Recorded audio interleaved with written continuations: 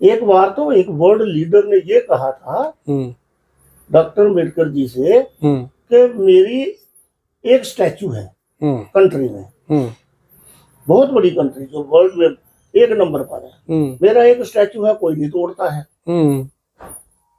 तो तेरे जो है वो इतने हैं, रोज लोगों को तोड़ते हैं, रोज लोग वो इश्तेहार फाड़ते हैं, तो बात क्या है?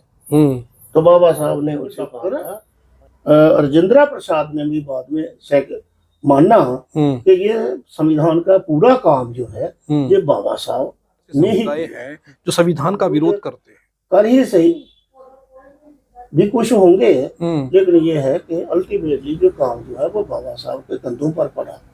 और देखिए बाबा साहब ने जो इसको किस बखूबी से उन्होंने कहा, हंसते हुए, रात को मेरी ये टांग जो बहुत दर्द कर रही थी और ये फिर मुझे इस वक्त कुछ नहीं सूझा, मैंने क्या किया कि ये पक्खे से रस्सी से बांध दी और उससे मुझे थोड़ा आराम मिला और मैं सारी रात। एक सवाल ये भी है कि भारतीय संविधान लिखने के लिए किसी विदेशी व्यक्ति को भी अप्रोच किया गया था कि वो भारतीय संविधान लिखें? पहले ये भी किया गया था कि बाबा साहब कॉन्स्टिट्यूशन असेंबली में जाए ही नहीं।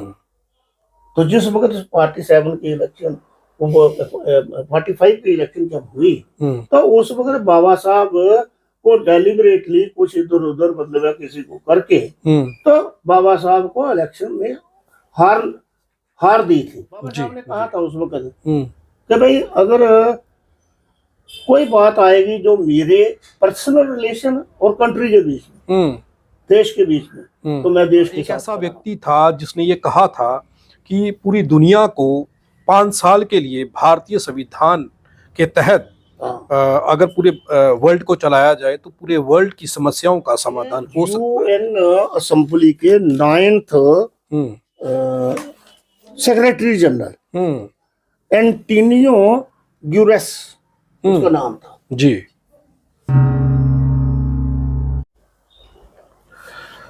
साथियों, आप सबको संविधान दिवस की हार्दिक शुभकामनाएं।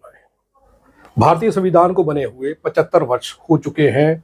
आप सब इस चीज को समझ लीजिए, भारतीय संविधान भारतीय लोगों के लिए कितना जरूरी है। अगर भारतीय संविधान ना होता तो किन मुश्किलातों का भारत के लोग सामना करते, भारत के मूल निवासी और गरीब वर्ग की हालत क्या होती, इसे भी समझना जरूरी है। उससे ज्यादा ये समझना जरूरी है कि भारतीय संविधान को बनाने वाली ड्राफ्टिंग कमेटी के चेयरमैन बाबा साहेब भीमराव अंबेडकर ने भारतीय संविधान के लिए कैसे काम किया था। बाबा साहेब भीमराव अंबेडकर के जीवन के ऊपर एक लंबे समय तक काम करने वाले एक व्यक्ति जो कि इंजीनियर हेमराज फोसा आज हमारे साथ हैं। बहुत बहुत स्वागत है सर हमारे प्रोग्राम में। आपका भी बहुत बहुत धन्यवाद और आपका आरटीआई न्यूज़ इंडिया जो है इनका सब साथियों का बहुत बहुत धन्यवाद है कि आप इतना अच्छा काम कर रहे हैं। समाज में थोड़े समय में ही आपने अपना नाम क्रिएट किया है और हर तबके के व्यक्ति से आप मिल रहे हैं जी। उसकी पीड़ा समझ रहे हैं और अपनी तरफ से अथॉरिटीज को रिक्वेस्ट भी कर रहे हैं कि उनकी पीड़ा का समाधान किया जाए जी। मैं आपको बहुत बहुत शुक्रिया भी करता हूं और आपके लिए शुभकामनाएं भी हमारी हैं कि आप और अच्छा काम करें। धन्यवाद सर। सबसे पहले आपको मुबारक है, भारतीय संविधान दिवस की 75 वर्ष पूरे हो चुके हैं। और मेरा सवाल ये है कि बाबा साहेब भीमराव अंबेडकर के जीवन पर आपने काफ़ी गहन किया है, गहनता से सर्च किया है, उनको पढ़ा है, उनकी वो किताबें मैंने आपके पास देखी हैं जिन किताबों को आप रात दिन पढ़ते रहे हैं, साथ साथ में नौकरी करने के समाज का काम भी किया है। तो मैं ये जानना चाहता हूँ कि ड्राफ्टिंग कमेटी कैसे काम करती थी और बाबा साहेब की सरपरस्ती में, बाबा साहेब की देखरेख में जब संविधान बन रहा था तब कैसे काम हो रहा था। देखिए संसार सिंह जी, ये जो भारत का संविधान था जी 1946 में एक कैबिनेट कमेटी यहाँ ब्रिटिश गवर्नमेंट की तरफ से आई थी और उन्होंने यहाँ आकर के इस बार ये निर्णय करना था कि यहाँ का संविधान कैसा हो और कैसे बनाया जाए। उसी के तहत 1947 में, इसमें जो 1945 में इलेक्शंस हुई थी, उसी के तहत इन्होंने ये जो इलेक्शन थी ये फैसला किया था कि प्रोविंशियल इलेक्शन जो हैं वो होंगी, प्रोविंशियल असेंबलीज के लिए इलेक्शन होंगी, और वो इलेक्शन जो है वो इसमें 1945-46 में होना तय पाया था। तो वो बहरहाल 1946 दिसंबर में वो शुरू हुई थी। उसमें क्या हो गया कि जनवरी में 1946 जनवरी में इलेक्शन हुई थी, और उसमें हर असेंबली की तरफ से अपना अपना नुमाइंदे चुने गए थे, और उसमें कुछ उस वक्त 40% एरिया जो था वो हमारे जो 560 कोई 562-63 हमारे यहाँ जो रूलर थे राजा, उनके अधीन था। तो उनके नुमाइंदे भी लेने थे इसमें जी। तो ऐसा करके इसके लिए 389 सदस्य जो थे वो चुने गए थे जो संविधान बनाएंगे। बदकिस्मती से पाकिस्तान का विभाजन भी उसी समय में हुआ जी। तो जिस वक्त वो विभाजन हुआ तो पहले मुस्लिम लीग वाले जो थे वो मीटिंगों में आते थे, उसके बाद फिर वो जब उनका देश अपना बन गया तो उन्होंने पैदा हो गए। अब बहरहाल ये जो काम था ये 292 लोग जो थे उनने सिरे चाड़ने की जिम्मेवारी ली गई। उन जो 292 थे उसमें 15 अपने वुमेन भी थी, स्त्रियां भी थी जी, जो उसके मेंबर थे, और एक उनमें शेड्यूल कास्ट मेंबर भी थी। इसी तरह से ये जो 292 थे उसमें 193 हिंदू समाज से थे, और मात्र 33 लोग जो थे वो शेड्यूल कास्ट जो उस वक्त का समय था उसके मुताबिक वो 33 थे। 33 जी। तो ये जो है इसकी मीटिंगें जो है वो फिर होना शुरू हुई। जो इसके लिए जो कमेटियां बनाई गई तो इसमें 22 कमेटियां बनाई गई थी, जिसमें जो मेन मुख्य कमेटियां थी वो 8 थी, और जो दूसरी सब्सिडरी थी उनकी हेल्प वो 14 थे। तो इस तरह से करके के 22 कमेटियां थी। तो इनका जो सरबरस्त थे वो डॉक्टर राजेंद्र प्रसाद थे सब। उनमें से एक जो बहुत इम्पोर्टेंट जो कमेटी थी वो कॉन्स्टिट्यूशन ड्राफ्टिंग कमेटी थी जी। बिल्कुल। तो कॉन्स्टिट्यूशन ड्राफ्टिंग कमेटी के चेयरमैन जो थे वो बाबा साहब को बनाया गया जी, जी। इस तरह से इनकी जो पहली मीटिंग हुई थी, फर्स्ट मीटिंग जो थी वो 9 दिसंबर 1947 को हुई। तो बाबा साहब को 1947 में मेंबर चुना गया इसका। तो इस तरह से चलते चलते ये फिर आखिरकार ये जो हमारा संविधान है ये 26 नवंबर 1949 को 49 को ये कंप्लीट हो गया था। कंप्लीट होने से पहले इसकी 3 बार रिवीजन हुई थी जी, बार बार जी, ताकि इसमें कोई भी गलती ना रह जाए। और ये जितने लोग थे उस वक्त के पढ़े लिखे, उस वक्त के जो जेम है, हमारा जो बेस्ट ब्रेन थे हमारी कंट्री के, वो उन लोगों ने कंसेंसस से ये बनाया था। ऐसा नहीं था कि जिसका कि बाबा साहब ने भी कहा अपने एड्रेस में कि भाई अगर यहाँ हमारा कंसेंसस नहीं होता तो ये इतना बड़ा काम सिरे नहीं चढ़ सकता था। तो इसलिए हमारा सबका एक मत था, हमने एक मिल के ये काम किया है। जो ड्राफ्टिंग कमेटी थी उसका काम था कि भाई ये इसको फाइनल रूप देना जी। इसमें एक सवाल फूंसा साहब ये निकल कर के आता है कि काफी सारे लोग थे जो ड्राफ्टिंग कमेटी में तो थे लेकिन उन्होंने काम नहीं किया, जिनका काम बाबा साहेब को खुद करना पड़ा था। देखिए ऐसा है कि 7 मेंबर थे उसमें। जी। जैसे कि टीटी कृष्णाचारी ने कंप्लीट होने के बाद उसकी कंप्लीट डिटेल दी थी कि हम 7 लोग थे। वो एक आदमी की डेथ हो गई थी, एक बंदे की, तो टीटी कृष्णाचारी जो थे उसको उसकी जगह सब्स्टिट्यूट किया था। जी। कुछ तो अपने स्टेट अफेयर्स में, पॉलिटिक्स में बिजी थे। कुछ जो थे वो लोग इतनी जैसे दिल्ली से दूर थे और उनकी ओल्ड एज की वजह से वो आ नहीं पाए। कुछ वैसे ही बीमार थे, वो भी मीटिंगों में नहीं आते, कम आते थे। तो अल्टीमेटली टीटी कृष्णाचारी के कहने के मुताबिक, जिसको कि डॉक्टर राजेंद्र प्रसाद ने भी बाद में माना कि ये संविधान का पूरा काम जो है ये बाबा साहब ने ही किया था। ऐसा तो नहीं था कि वो लोग जानबूझकर के बीमार हो गए थे कि बहुजन समाज के लोगों को हक मिल जाएंगे। संविधान के हक में अभी भी भारत के काफी सारे ऐसे समुदाय हैं जो संविधान का विरोध करते हैं।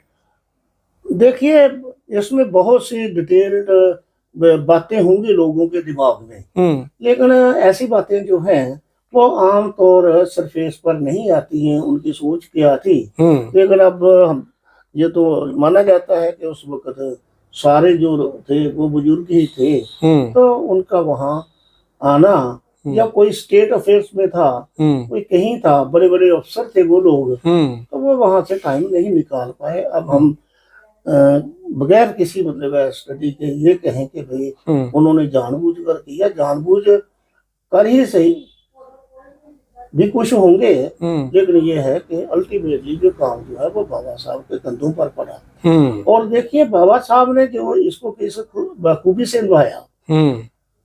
बाबा साहब के साथ एक 2-4 लोग थे जो बाबा साहब की कोठी में रहते थे। तो उनमें से एक जो था उसने किताब भी लिखी है बाबा साहब की दिनचर्या, हिंदी में। जी।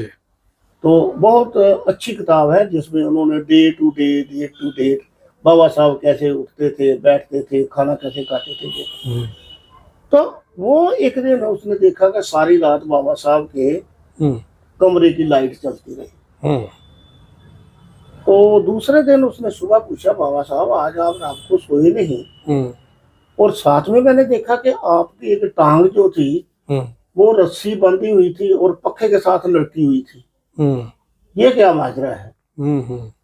आप अपनी सेहत का ध्यान ही नहीं रखते हैं। जी। तो बाबा साहब ने कहा हंसते हुए, रात को मेरी ये टांग जो बहुत दर्द कर रही थी और ये फिर मुझे इस वक्त कुछ नहीं सूझा। मैंने क्या किया कि ये पक्के से रस्सी से बांध दी और उससे मुझे थोड़ा आराम मिला और मैं सारी रात लिखता था। ड्राफ्टिंग कमेटी के लिए इस हिसाब से बाबा साहब ने मेहनत की थी इसके बारे में, भारतीय संविधान के लिए, बाबा साहब भारतीय संविधान के लिए। और ये था कि बाबा साहब का जो वर्ल्ड फोरम में भी उनका रिकॉर्ड था, वो लंदन म्यूजियम जहां वो पढ़ने जाते थे जी, उसमें वो सबसे पहले आदमी होते थे जो जाकर के उसके साथ जो पीएम था उसके साथ एंट्री करते थे। जब वो आता था तो ये वहां खड़े होते थे, पहले से खड़े रहते थे। ये सुबह, और उसके बाद जिस वक्त रात को वो जाता था अपनी ड्यूटी ऑफ करके, तो इनको कहता था भाई साहब मैं तो अब हमने बंद करना है तो आप चलिए जी। तो ये फिर अपने जितने दिन भर के नोट लिखे होते थे वो सारे लिख करके तो ये घर आ जाता थे और घर आकर के वे रात भर वहां काम करते थे। तो इतना उनका स्टेमिना था जी। एक सवाल ये भी है कि भारतीय संविधान लिखने के लिए किसी विदेशी व्यक्ति को भी अप्रोच किया गया था कि वो भारतीय संविधान लिखें? उस वक्त ब्रिटिश वालों ने एक कंडीशन रखी थी कि हम भारत को छोड़कर नहीं जाएंगे जब तक इसका संविधान नहीं बन जाता। तो हमारे यहाँ जो कुछ लीडर थे जो उस वक्त उन्होंने कहा जी ये तो 2 महीने का काम है, हम बना करके आपको 2 महीने में दे देंगे, कोई दिक्कत नहीं है जी। तो अब बनवाएं किससे? बनवाने के लिए उन्होंने एक साहब थे सार जैनिंग जी, जो उस वक्त वो एजुकेशनिस्ट थे और जो कैम्ब्रिज यूनिवर्सिटी के वाइस चांसलर भी रहे और साइलोन यूनिवर्सिटी जिस वक्त लंका की यूनिवर्सिटी बनी है तो वो पहले वाइस चांसलर उस यूनिवर्सिटी के भी थे। उसको उन्होंने अप्रोच किया कि भाई हमें संविधान लिख दो। तो उन्होंने कहा कि भाई संविधान तो मैं लिख सकता हूँ लेकिन वहां डॉक्टर अम्बेडकर हैं वो मेरे से सीनियर हैं। ये उन्होंने कहा, वहां उसने कहा वो मेरे से सीनियर हैं जी, तो इसलिए मेरे लिए वाजिब नहीं बनेगा कि मैं वो संविधान लिखूं। इतने बड़े वर्ल्ड लेवल के जो वहां आपके पास इंटेलिजेंट जाइंट बैठा हुआ है तो आप उससे लिखवाओ तो अच्छा रहेगा, क्योंकि अगर मैं लिखूंगा भी तो मैं पास नहीं करवा पाऊंगा, क्योंकि जो उसमें क्वेश्चन पूछे जाएंगे जिनका मुझे जवाब देना पड़ेगा तो वो मेरे बस की बात नहीं होगी डॉक्टर अम्बेडकर के सामने। ऐसी बातों को देखते हुए एक अटेम्प्ट पहले ये भी किया गया था कि बाबा साहब कॉन्स्टिट्यूशन असेंबली में जाए ही नहीं।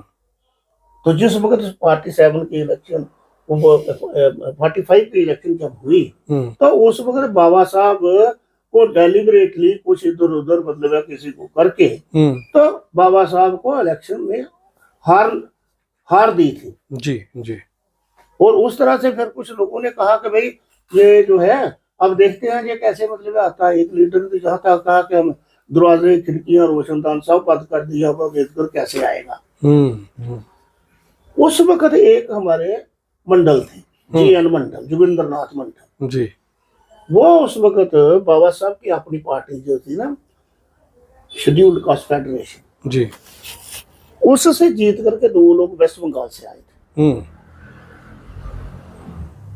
वो आया और उसने कहा बाबा साहब ये तो बात ठीक नहीं हुई है, आप चलो तो हम वेस्ट बंगाल से आपको इलेक्शन लड़ाते हैं, हम एक आदमी रिजाइन करते हैं।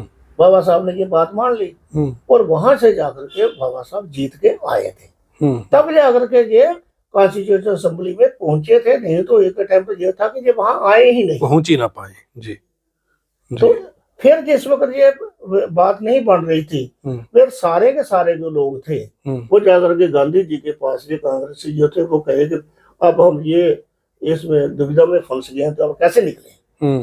तो उन्होंने कहा भाई आप ऐसा करो, अगर आप किसी फॉरेन वाले से लिखवाते हो तो हमने कैसे मुंह दिखाना है दुनिया में कि भाई हम ऐसे हैं कि जो अपना संविधान भी नहीं लिख सकते हैं, तो हमारी तो बहुत बेइज्जती होगी। तो डॉक्टर अम्बेडकर हमारे पास हैं वर्ल्ड के रिनोन्ड आदमी, आप उनसे लिखवाओ, हमसे क्यों नहीं लिखवाते हो। तो उनके कहने पर ये बात जो थी वो कंसेंसस बनी और उन्होंने फिर बाबा साहब को इस बात से एक बात ये भी साबित होती है कि बेशक महात्मा गांधी और डॉक्टर अम्बेडकर के बीच में सारी उम्र इख्तलाफ रहे लेकिन वो किसी प्रिंसिपल थे।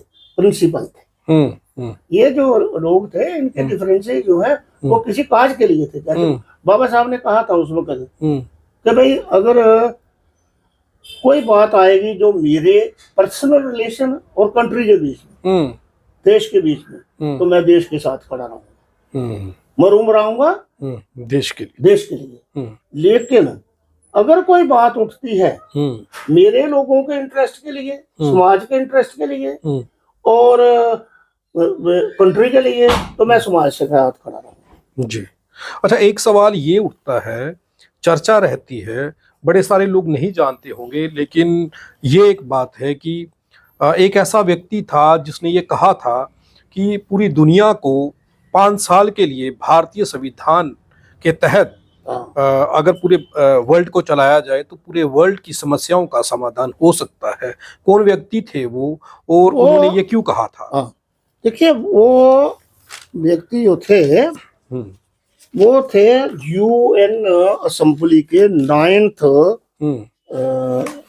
सेक्रेटरी जनरल एंटोनियो ग्यूरेस उसका नाम था जी। उस बंदे ने कहा था कि मैंने पूरी दुनिया के संविधान सारे पढ़े हैं। इतनी बड़ी पोस्ट पर था, जनरल सेक्रेटरी था यूनाइटेड नेशन का जी। तो उसने कहा मैंने लेकिन जितना संविधान बाबा साहब भीमराव का अम्बेडकर ने भारत देश को दिया है उसका मुकाबला कोई नहीं कर सकता। भारतीय संविधान का मुकाबला नहीं हो सकता। और दुनिया में कोई संविधान इसका मुकाबला नहीं करता। उसने कहा था मेरी राय में अगर दुनिया के सब देश जो है वो 5 साल के लिए भारतीय संविधान को ही अपना ले, अपना संविधान सारे, तो 5 साल में ही इसकी अनपढ़ता, इसकी इसका अनएम्प्लॉयमेंट जो है और क्राइम जो है वो, और इसकी बाकी सारी प्रॉब्लम जो है ना वो 5 साल में हल हो सकती है अगर सारी दुनिया नेक दृष्टि से भारत का संविधान अडॉप्ट अपने देशों में कर ले। ये ताकत है। अब ये जो यहाँ हमारे कुछ लोग हैं वो खाम में मतलब पंगे ले रहे हैं, तो उन विचारों को पता नहीं है। एक बार तो एक वर्ल्ड लीडर ने ये कहा था डॉक्टर अम्बेडकर जी से कि मेरी एक स्टैचू है कंट्री में, बहुत बड़ी कंट्री जो वर्ल्ड में 1 नंबर पर है, मेरा एक स्टैचू है, कोई नहीं तोड़ता है। तो तेरे जो है वो इतने हैं, रोज लोग तोड़ते हैं, रोज लोग वो इश्तेहार फाड़ते हैं, तो बात क्या है? तो बाबा साहब ने उनसे कहा था भाई साहब मेरे से ये लोग डरते हैं कि अगर मेरी बात भारत ने मान ली, मेरे लोगों ने मान ली जो 85% है, तो इसका मतलब ये है ये बाकी जो है उनके लिए मुश्किल, वो समझते हैं कि मुश्किल बढ़ेगी, लेकिन भारत का संविधान जो है हर बशर के लिए, इसमें कोई भेदभाव नहीं है। और इसने जैसे मतलब जैसे फूल एक धागे में परोए जाते हैं ना, वैसे अगर आप सिर्फ प्रियम्बल ही इसका देखेंगे तो प्रियम्बल में ही सारा जो प्रिंसिपल है, जो तरीका है, वो प्रियम्बल में ही उन्होंने जिस्ट बना करके रख दिया है कि हमने करना क्या है। और फिर बाबा साहब ने अपने लेक्चर में कहा था कि ये 3 प्रिंसिपल हैं हमारे कॉन्स्टिट्यूशन के मेन, फ्रैटर्निटी भाईचारा जी, राइट, और ये जो है एक इक्वालिटी, ये जो 3 है, ये 3 जो है इसके ट्रिनिटी उन्होंने कहा था। यही 3 सबसे बड़े प्रिंसिपल जो है जी, इनमें से ये तीनों इकट्ठे लागू करने पड़ेंगे, एक एक करके नहीं हो सकता। एक एक करके लागू होगा तो सत्यानाशी हो रहा है होएगा, नहीं तो ये मतलब ऐसा जो है इन तीनों को इकट्ठा ही करना पड़ेगा। ठीक है, बहुत बहुत धन्यवाद हमारे साथ बात करने के लिए हेमराय फोंसा जी। तो साथियों आज हमारे साथ वो इंजीनियर हेमराय फोंसा जी थे जिन्होंने भारतीय संविधान को और बाबा साहेब की जीवनी को पढ़ा है, उन पर गहनता से काम किया है, और आज हम उनके साथ बात करने के लिए पहुंचे थे। आप अंदाजा लगाइए कि भारत रत्न डॉक्टर भीमराव अंबेडकर बाबा साहेब ने कितनी मेहनत से भारत को सुधारने के लिए, भारत की अर्थव्यवस्था, भारत की स्थिति को ठीक करने के लिए संविधान लिखा था। आज कई मंदबुद्धि लोग उस संविधान में से गलतियां निकालते हुए नजर आ रहे हैं। आप ये समझ लीजिए कि पूरी दुनिया में ये मशवरा दिया गया था कि पूरी दुनिया में अगर भारत के कॉन्स्टिट्यूशन को लागू कर दिया जाए तो मात्र 5 सालों में पूरी दुनिया की समस्याओं का हल हो सकता है। यहाँ तक कहा गया था कि बाबा साहेब से बेहतर तरीके से भारत का कॉन्स्टिट्यूशन कोई और नहीं लिख सकता। कई प्रयास किए गए कि भारत के संविधान को लिखने से बाबा साहब को रोका जाए। भारतीय संविधान को आज जिस तरीके से तोड़ मरोड़ करके उसे ख़त्म करने के प्रयास किए जा रहे हैं, यहाँ से अंदाज़ा लगाया जा सकता है कि भारत का संविधान भारत के वंचित लोगों को जीने का एक मौका दे रहा है, जिससे उन लोगों को परेशानी है जो नहीं चाहते कि भारत के 85% लोग एक अच्छा जीवन जी सकें, एक अच्छी ज़िंदगी जी सकें। आप देखते रहें आरटीआई इंडिया न्यूज़, लोकतंत्र का पहरेदार, ताकि हम पहुंचा सकें आप तक वो खबरें जो नहीं पहुंच रही हैं या फिर जो नहीं पहुंचाई जा रही हैं। धन्यवाद।